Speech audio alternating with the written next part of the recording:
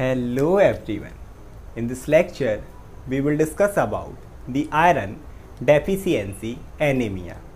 तो जैसे इससे पहले वाले लेक्चर्स में हमने एनीमिया कवर किया है, तो हमें पता है कि एनीमिया का होता है डिफिशियंसी ऑफ आरबीसी, या तो आप बोल दो आरबीसी का जो अमाउंट है वो कम हो जाए, या फिर आरबीसी के अंदर जो आयरन है, या फिर हम बोल सकते हैं उसके साथ साथ उसमें जो हीमोग्लोबिन है, या फिर पूरा ब्लड का अगर अमाउंट कम है तो हम इस कंडीशन को बोलते हैं एनीमिया, मींस ब्लड की कमी या आरबीसी की कमी। अब इसमें एक और वर्ड आ गया आयरन डेफिशिएंसी, मतलब एनीमिया तो डेवलप होगा, आरबीसी की कमी होगी, ब्लड की कमी होगी, लेकिन किसकी वजह से? आयरन की कमी की वजह से ब्लड की कमी, इसलिए हम इसे बोलते हैं आयरन डेफिशिएंसी एनीमिया। तो स्टार्ट करते हैं इंट्रोडक्शन से। It is the most common type of anaemia, जिससे हमने देखा था ना, वैसे खुद आयरन जो डेफिशिएंसी एनीमिया है ये आता है किसके अंदर? न्यूट्रिएशन डेफिशिएंसी एनीमिया के अंदर, क्योंकि ये भी एक न्यूट्रिएशन है, स्पेशली एरिथ्रोपोइसिस में हेल्प करता है आरबीसी के फॉर्मेशन में। तो उसमें भी सबसे जो मोस्ट कॉमन है वो यही है, आयरन डेफिशिएंसी एनीमिया। इसके अलावा किस वजह से डेवलप होगा? It develop due to low content of iron. अगर किसी की बॉडी में आयरन का कंटेंट कम है तब उस व्यक्ति में, उस पर्सन में डेवलप हो सकता है। कैसे, इसको समझते हैं। तो नॉर्मल कंडीशन में हमने आरबीसी देखा था, एरिथ्रोपोइसिस, जितनी भी ब्लड सेल से बन रही वो बन रही है बोन मैरो से। पीएचएससी, प्लूरिपोटेंट हीमेटोपोइटिक स्टेम सेल।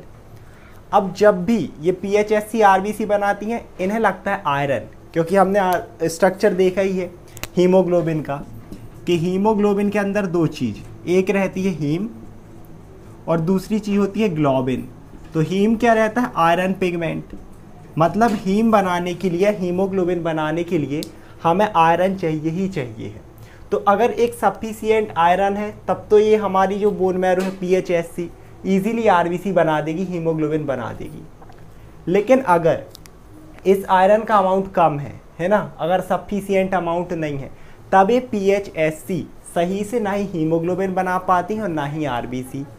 तो ये क्या होता है? Without sufficient amount of iron, iron के एक सफिशिएंट अमाउंट के बिना body can not make enough haemoglobin.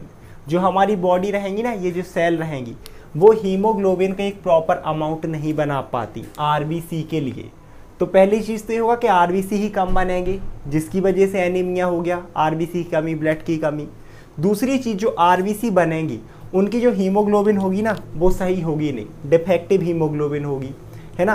तो आरबीसी जो ये रहेंगी ना, इनकी लाइफ स्पैन बहुत कम हो जाएगी। नॉर्मली ये 120 डेज, क्योंकि आरबीसी अनहेल्दी बन रही हैं, हीमोग्लोबिन का अमाउंट कम है, ये जल्दी डेथ होने लगती, किसी की 30 डेज में, किसी की 50 डेज में, किसी की 80 डेज में। तो इस वजह से भी एनीमिया डेवलप हो जाता है। इसके बाद अगर हम कॉज की बात करें तो सिंपल सी बात है, सबसे पहले लो आयरन डाइट, आयरन की कमी की वजह से ही है। तो कैसे हो सकता है? आयरन हमारी बॉडी नहीं बना पाती। आयरन जो पर्टिकुलरली हम जितने भी ह्यूमन हैं वो किससे लेते हैं? फूड से। तो अगर एक पर्सन है जो अच्छा फूड खा रहा है जिसमें आयरन का अमाउंट सफिशिएंट है तब तो ठीक है, लेकिन अगर किसी पर्सन की पुअर डाइट है जिसमें आयरन कंटेंट एक सही अमाउंट में नहीं मिल रहा, उस वजह से डेवलप हो सकता है। दूसरी चीज़ कि पुअर एब्जॉर्प्शन। अब एक पर्सन है, आयरन की कंटेंट खा रहा है, स्पाइनिश ले रहा है, इसके अलावा गाजर हो गई और भी बहुत सारे फूड जिसमें आयरन एक सफिशिएंट अमाउंट में है, लेकिन उसकी बॉडी में एब्जॉर्प्शन ही नहीं हो रहा इंटेस्टाइन में, तब ये डिफिशियंसी आयरन की, जिससे हीमोग्लोबिन नहीं बनेगा, फिर एनीमिया। इंपॉर्टेंट चीज़ ये है कि आयरन एब्जॉर्ब क्यों नहीं हो रहा। उसका रीज़न हो सकता है एक तो इंटेस्टाइन सर्जरी, कि इंटेस्टाइन में कोई डिसीज़ की वजह से सर्जरी हुई हो तब उसका एक फंक्शन बिगड़ गया।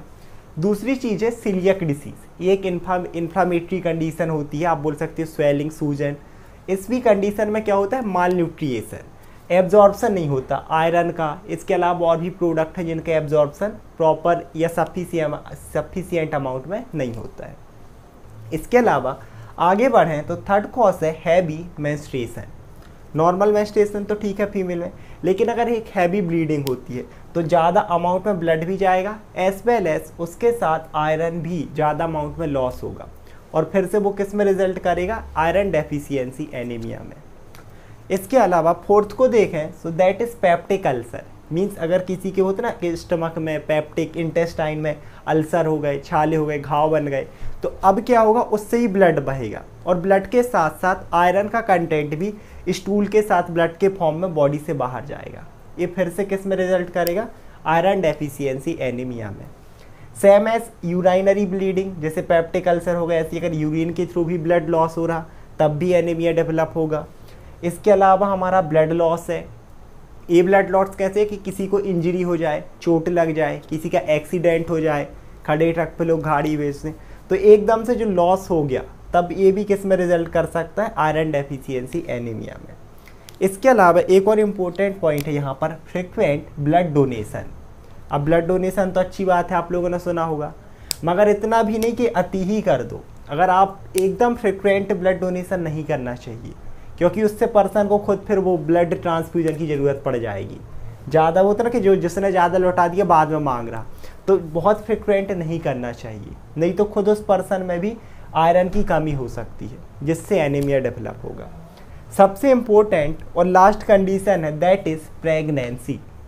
और इससे इसके ऊपर अलग से भी क्वेश्चन आ जाता है फॉर 10 मार्क्स कि डिफाइन या describe iron deficiency anaemia during pregnancy. Pregnancy में ये बहुत ही ज़्यादा कॉमन होता है।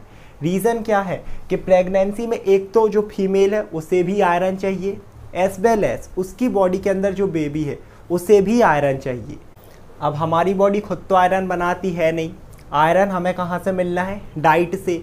तो अब फीमेल कितना खाना खाएगी भाई, ऐसा तो है नहीं कि बिल्कुल खाते जाओ, एक लिमिट से ही खा सकती है। और उसमें अब जो आयरन मिलेगा एक तो खुद को भी चाहिए, बच्चे को भी चाहिए, तो कहीं ना कहीं से डेफिशिएंसी होती ही है और उनमें तो ये चीज़ डेवलप होती ही है, आयरन डेफिशिएंसी एनीमिया, है ना। आपने अक्सर देखा होगा कि गाँवों में तो आंगनबाड़ी वाले पर्टिकुलरली कैल्शियम की टैबलेट, आयरन की टैबलेट्स बहुत ज़्यादा बढ़ती हैं। इसके अलावा इस चीज़ को हम आगे भी देखेंगे कि क्या क्या कॉम्प्लिकेशन हो सकते हैं। अभी हम देखते हैं symptoms of iron deficiency anaemia कि क्या क्या सिम्टम्स आएंगे। तो सिम्टम्स नॉर्मली रहेंगे जैसे कि हमने एनीमिया के देखे थे, ब्लड की कमी है, आरबीसी की कमी है ना, मेनली हीमोग्लोबिन की कमी है। तो हीमोग्लोबिन और आरबीसी का function, transportation of oxygen, transportation of nutritive substances. अगर ये ट्रांसपोर्ट सही नहीं हो रहा हमारी सेल तक तो उनकी फंक्शनिंग कहीं ना कहीं लॉस होगी और फिर वही पूरी बॉडी में एक तो थकावट हो गई, तो एक चीज़ क्या हुई, फटीग, दूसरी चीज़ वीकनेस।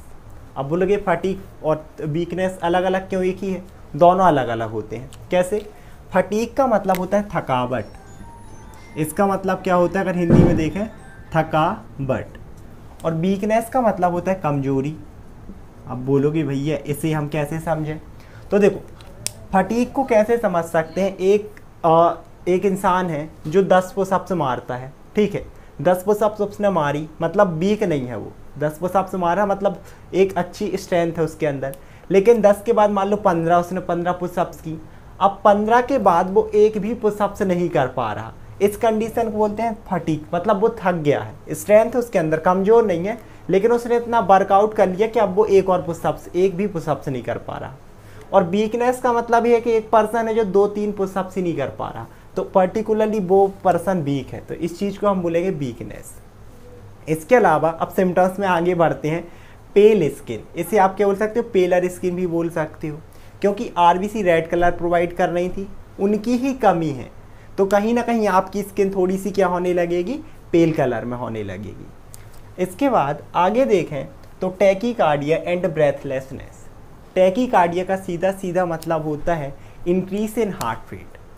अब क्योंकि हीमोग्लोबिन कम है, ऑक्सीजन इसलिए कम ट्रांसपोर्ट हो रही है हमारी बॉडी में, तो हार्ट क्या करेगा, ये कोशिश करेगा कि ज़्यादा से ज़्यादा ब्लड को पंप करो हर ऑर्गन तक जल्दी जल्दी, ताकि भले ही आरबीसी कम है लेकिन वो कहीं ना कहीं ऑक्सीजन हर एक हमारे बॉडी पार्ट तक कैरी कर सके, तो टैकीकार्डिया। और क्योंकि हार्ट रेट बढ़ा है तो फिर वही ब्रेथलेसनेस, डिफ़िकल्टी इन ब्रीदिंग आने लगती है, कई बार बहुत तेज़ सांस है, कई बार स्लो सांस है। इसके बाद आगे देखें तो हेडेक, इतना सब कुछ हो रहा, हेडेक तो कॉमन हो ही जाएगा, वैसे भी अगर ऑक्सीजन कम जा रही है ब्रेन तक स्पेशली तब तो हेडेक होना ही है, यहाँ तक कि डिप्रेशन तक हो सकता है, एंजाइटी हो सकती है सीवियर केसेस में, है ना, लैक ऑफ कंसंट्रेशन होता है, पढ़ाई तभी अगर पढ़ाई में मन नहीं लग रहा तो स्टूडेंट तो पहले यही चेक करवाएं, सीबीसी करवा लो, कंप्लीट ब्लड काउंट करके, या CBT कंप्लीट ब्लड टेस्ट, कि भाई कहीं ये कमी तो नहीं है आयरन की या हीमोग्लोबिन की, है ना। नहीं तो कहीं होता है ना, पढ़ने बैठे पता चले नींद आने लगी, एक बार इसकी रिपोर्ट करा लें आप लोग। इसके बाद आगे देखें तो मेलाइस को सीधे सीधे समझ लो फीवर, एक हल्के फीवर वाली थकावट वाली कंडीशन को हम बोल देते हैं मेलाइस। तो इतना सबको छोड़ा फीवर आ ही जाता है। इसके अलावा हेयर लॉस भी कॉज हो सकता है, क्योंकि पर्टिकुलर अमाउंट में ऑक्सीजन नहीं मिल रहा, तो कहीं ना कहीं सेल की वजह से ना जो डैमेज होगा, हेयर लॉस। इसके अलावा last one that is brittle nails. Brittle nails क्या होता है, वैसे ओल्ड एज के साथ भी हो सकता है। इसका मतलब होता है कि आपके नाखून एकदम कमज़ोर होने लगेंगे, टूटने लगेंगे। इस टाइप से आप इसकी इमेज भी सर्च कर सकते हैं गूगल में ब्रिटल नेल्स की। तो एनीमिया में ये चीज़ें भी होती। तो ये थे symptoms of iron deficiency anaemia. हम देखते हैं complications of anaemia means iron deficiency anaemia, कि अगर किसी भी एक पर्सन में आयरन डेफिशिएंसी एनीमिया होता है तब उसके अंदर क्या क्या कॉम्प्लिकेशंस या फिर क्या क्या प्रॉब्लम देखने को मिल सकती हैं। तो सबसे पहले अगर हम देखें that is heart and lungs problem. अब हार्ट और लंग्स प्रॉब्लम कैसे हो रही हैं, जैसे इससे पहले हमने सिम्टम्स देखा था कि सिम्टम्स में क्या होता है, एक तो tachycardia, increase in heart rate, साथ ही साथ डिफ़िकल्टी इन ब्रीदिंग हो रही थी, कहीं ना कहीं हम क्या बोल रहे थे जिसे ब्रेथलेसनेस। तो यहाँ पर भी अब क्या होगा, क्योंकि हार्ट बहुत तेज़ पंप कर रहा है एकदम से, साथ ही साथ ब्रीदिंग में जो दिक्कत आ रही है वो कहीं ना कहीं क्या कॉज कर सकती है, हार्ट फेलियर। क्योंकि ऑक्सीजन कम है ना, तो हार्ट ज़्यादा ब्लड पंप करने के चक्कर में ज़्यादा फोर्स लगा रहा, तो उससे हार्ट को डैमेज हो सकता है। इसके अलावा आगे देखें तो डेवलपमेंटल डिलेज, जो डेवलपमेंट है ना, मतलब ग्रोथ है बॉडी की, वो डिले हो सकती है। क्यों डिले होगी, क्योंकि पर्टिकुलरली हर एक पार्ट में, ऑर्गन में ऑक्सीजन प्रॉपर अमाउंट में मिल नहीं रहा, हीमोग्लोबिन की कमी की वजह से, है ना। क्योंकि आयरन कम है, हीमोग्लोबिन कम, RBC कम, या तो कम या डिफेक्टिव है, तो सही से ऑक्सीजन हमारे बॉडी को पार्ट्स को नहीं मिलेगा, न्यूट्रिएशन नहीं मिलेंगे। पर्टिकुलरली अगर ब्रेन में नहीं मिला तो वहाँ का डेवलपमेंट सही नहीं होता, तो मेंटल डिले हो सकता है ना, प्रॉपर डेवलपमेंट ना हो पाना समय पे। साथ ही साथ कॉग्निटिव, वही ब्रेन से कि थिंकिंग, एक पर्सन की एज हो गई बट उसका ब्रेन उतना वो नहीं है, कॉग्निटिव प्रॉब्लम है, सोचने में दिक्कत है, मेमोरी दिक्कत है। इसके अलावा फिजिकल, कि एक अच्छी हाइट ग्रोथ होनी थी 18 की एज में, लेकिन क्योंकि ऑक्सीजन और वो नहीं मिल पाए तो हाइट में वो है एकदम होते ना, कोई सुखंडी हो गई, इस तरीके से। The third one is increase risk of infection. अब जिस भी पर्सन को एनीमिया है ना, चाहे वो आयरन डेफिशिएंसी एनीमिया हो या फिर और कोई भी एनीमिया हो, उसमें इन्फेक्शन के चांसेस इंक्रीज हो ही जाते हैं, है ना। मतलब कैसे कि एक एनवायरनमेंट है, पर्टिकुलरली दो लोग खड़े हैं, अब एक क्या है, या मान लो बारिश में है ना, दो लोग हैं बारिश में एक साथ भीग गए, एक नॉर्मल है, उसे कोई दिक्कत नहीं हुई, लेकिन जिस पर्सन को पर्टिकुलरली है ना आयरन डेफिशिएंसी एनीमिया, उसको सर्दी जुकाम होने के चांसेस ज़्यादा हैं, साथ ही साथ और भी इन्फेक्शन होने के चांस ज़्यादा है। ऐसा क्यों हो रहा, क्योंकि एक तो जो हीमोग्लोबिन की कमी हो रही है ना, ऑक्सीजन की कमी हो रही है बॉडी पार्ट्स तक, वो ऑक्सीजन की कमी आपकी इम्यून सेल में भी होगी, जो आपकी इम्यून सेल थी ना, डिफेंस करने वाली सेल, क्योंकि उनमें खुद ऑक्सीजन की कमी होगी तो वो अपना फंक्शन प्रॉपर नहीं कर पाएंगी, मींस पैथोजन को किल नहीं कर पाएंगी। दूसरी चीज़ कि जब ज़्यादा एनीमिया होगा तो हमने एक चीज़ और देखी थी कि स्प्लीन का फंक्शन बढ़ेगा, है ना, स्प्लीनोमेगैली हो सकती है, स्प्लीनेक्टेमी हो सकती है, कि स्प्लीन अपना फंक्शन लॉस कर दी, और स्प्लीन का काम ही होता है इन मैक्रोफेजेस को डिस्ट्रॉय करना, RE सिस्टम का पार्ट है, तो क्योंकि वो ही डैमेज है तो और इन्फेक्शन के चांसेस बढ़ गए। इसके अलावा नेक्स्ट देखें तो प्रेगनेंसी प्रॉब्लम, ये तो स्पेशल है, अलग से क्वेश्चन आ जाता है कि pregnancy, during pregnancy describe iron deficiency anaemia. तो रीज़न क्या देखा था हमने कि एक तो फीमेल को भी चाहिए आयरन, साथ ही साथ उसके अंदर के पल रहे बच्चे को भी। और एक चीज़ और होती है कि प्रेगनेंसी के टाइम पे ना जो प्लाज्मा वॉल्यूम होता है ना, वो पर्टिकुलरली क्या हो जाता है, इंक्रीज़ हो जाता है। अब वॉल्यूम तो इंक्रीज़ हो गया है ना, कि खाने से, डाइट से वो चीज़ इंक्रीज़ हो गई, लेकिन हीमोग्लोबिन हमारी बॉडी खुद नहीं बनाती है, और इतना आयरन नॉर्मली फीमेल इनटेक नहीं कर पाती, तो इस वजह से भी क्या होता है, उनमें एक चीज़ डेवलप हो रही थी। एक इस चीज़ में रिस्क कर सकती है प्री मैच्योर डिलीवरी, एक तो प्री मैच्योर डिलीवरी हो जाएगी बच्चे की। अब ये प्री मैच्योर डिलीवरी है, सिंपल सी बात है, डिफेक्टिव रहेगी ही, प्रॉब्लम रहेंगी। साथ ही साथ क्या हो सकते हैं, लो वेट बेबी, क्योंकि प्री मैच्योर डिलीवरी हुई है तो जो वजन होना था ना बच्चे का वो बहुत कम रहेगा, जिससे उसमें खुद इन्फेक्शन के चांसेस बहुत ज़्यादा रहते हैं और भी बहुत सारे कॉम्प्लिकेशन आते हैं। इसके अलावा अब हम बात करते हैं डायग्नोसिस की। हम कैसे पता करें कि किसी को आयरन डेफिशिएंसी एनीमिया है। सबसे पहली चीज़ है आप ब्लड टेस्ट करा सकते हो, CBC कंप्लीट ब्लड काउंट, ये पूरे आपके RBC प्लेटलेट्स है ना, जैसे हमने और भी आपके जो सेल्स हैं WBC, सारी चीज़ का अमाउंट ये बता देगा। इससे आपको पता चल सकता है कि पर्सन में एनीमिया है अगर RBC काउंट कम है तो। इसके अलावा हीमोग्लोबिन टेस्ट, ये पर्टिकुलरली अगर हम हीमोग्लोबिन आप देखोगे तो पता चल जाएगा कि आयरन की डेफिशिएंसी हो रही है जिसकी वजह से एनीमिया है। इसके अलावा PCV, इसे हम बोलते हैं पैक्ड सेल वॉल्यूम, RBC में हमने डिस्कस किया था, हीमेटोक्रिट वैल्यू भी बोल सकती हो। ये है क्या एक्चुअली PCV कि ये हमारा पूरा है ब्लड 100%। इस 100% में से पर्टिकुलरली RBC का कितना पोर्सन है, तो RBC का जो पोर्सन होता है ना ऑलमोस्ट 45% और 55 होता है प्लाज्मा का। तो अगर ये 45% नॉर्मल है तब तो कोई दिक्कत नहीं, लेकिन अगर ये आप चेक करो 35 आ जाए, 40 आ जाए, 30 आ जाए, तब आप बोल सकते हो कि RBC कम है, मतलब कहीं ना कहीं एनीमिया की कंडीशन है, उससे हम पता कर सकते हैं। इसके बाद आगे देखें तो बोन मैरो बायोप्सी। अब बोन मैरो तो समझ में आ गया, हमारे बोन के अंदर है जिसमें PHSC है जो ब्लड सेल बना रहा। बायोप्सी को आप सीधे सीधे बोल सकते हैं एक टाइप से हिस्टोलॉजी, हिस्टोपैथोलॉजी, मतलब एक पर्टिकुलरली कोई भी एक टिश्यू का पार्ट है, बोन मैरो है, आप उसको ले रहे हो और उसकी स्टडी कर रहे हो, उसी चीज़ को हम बोल देते हैं बायोप्सी, क्योंकि पर्टिकुलरली बोन मैरो ले रहे हैं इसीलिए हम इसे बोल रहे हैं बोन मैरो बायोप्सी। आगे देखते हैं ट्रीटमेंट। क्या हमने डायग्नोसिस कर लिया, ट्रीटमेंट क्या दें। पहली चीज़ आयरन की डेफिशिएंसी की वजह से आयरन फूट दो।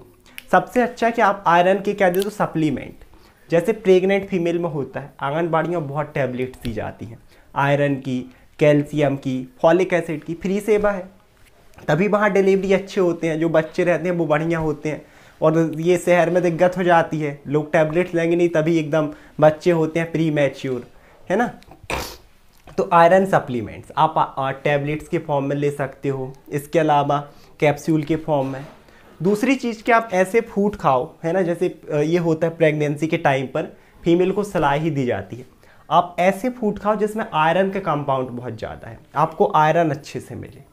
तीसरी चीज़ है कि vitamin C consume. Vitamin C क्यों लो, रीज़न ये है कि आयरन डेफिशिएंसी एनीमिया का एक खुद जो कॉज था ना यही था कि इंटेस्टाइन से एब्जॉर्प्शन नहीं हो रहा था, एब्जॉर्प्शन सही से नहीं हो रहा था। लेकिन जब आप विटामिन C खाते हो तो आपकी इंटेस्टाइन से इस आयरन का एब्जॉर्प्शन बहुत अच्छे से होने लगता है, तो ये चीज़ बहुत फ़ायदा कर सकती है ना। मतलब आप खट्टे फल खाओ जितने ज़्यादा हो सके, क्योंकि उसी में रहता है विटामिन C, एस्कॉर्बिक एसिड हम बोलते हैं, है ना। आप नींबू खाओ, ऑरेंज खाओ, संतरा, सब चीज़ें, आंवला। इसके अलावा ब्लड ट्रांसफ्यूज़न, किसी में भी ब्लड की कमी है तो ये तो बहुत एक हम बोले टेम्प्ररी टाइम के लिए तो हो ही जाएगा। किसी में ब्लड की कमी है उसको ब्लड ट्रांसफ्यूज़न कर दो, बस मैचिंग करा के, नहीं तो और उसकी जान ले लो। तो अगर आप ब्लड ट्रांसफ्यूज़न कर दोगे तो उससे भी वो क्या हो जाएगा, पर्सन उसे रिलीफ मिल जाएगा।